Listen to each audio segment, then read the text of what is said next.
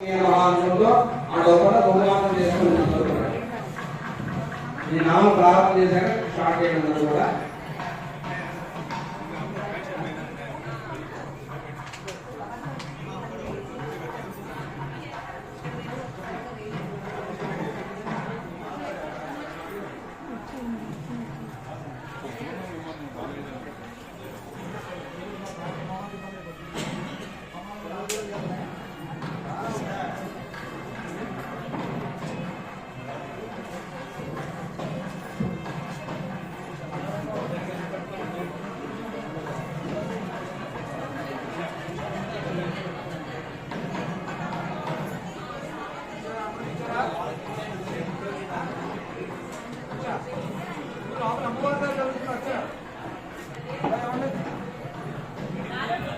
అమ్మా ఒకసారి గమనించండి, వినండి.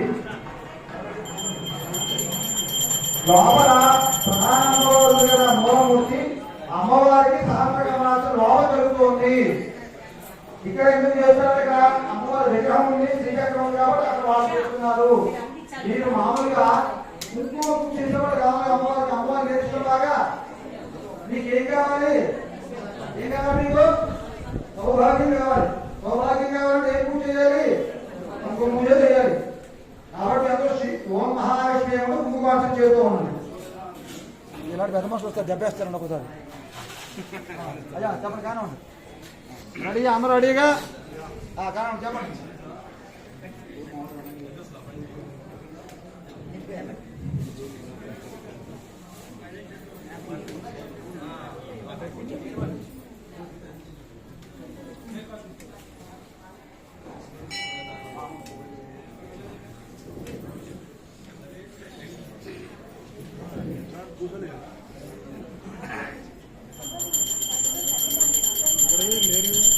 మా అందరూ కూడా కుంకుమార్చన చేసుకునండి. మనస్సులో కూడా మహాలక్ష్మి నమః అని నామస్మరణ చేస్తూ ఉండాలి.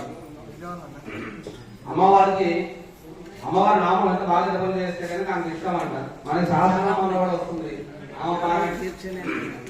అమ్మవారికి నామం జపం చేస్తే కనుక అమ్మవారికి ఎంత ప్రీతికరం. కాబట్టి మన మనస్సు లోపల మహాలక్ష్మి నమః అని నేను ఒక సహస్రనామం చెప్పే లోపల మీరు కనీసం ఒక 10 నిమిషాలు మనస్సు లోపల మహాలక్ష్మి నమః అని నామస్మరణ జపం చేసుకోండి.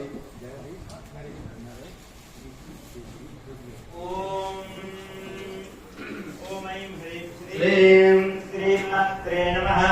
ఓం నిత్యగతాయే నమః. ఓం అనంతరిత్యాయే నమః. ఓం నందన్యై నమః. నమః. ఓం నిత్యప్రకాశన్యై నమః. ప్రకాశ స్వరూపిణ్యై నమః. ఓం మహాలక్ష్మ్యై నమః. మహాకాళ్యై నమః. ఓం మహాకన్యాయై నమః. సరస్వత్యై నమః. ఓం భోగవైభవస్థానస్తత్యై నమః. భక్తానుగ్రహకారిణ్యై నమః.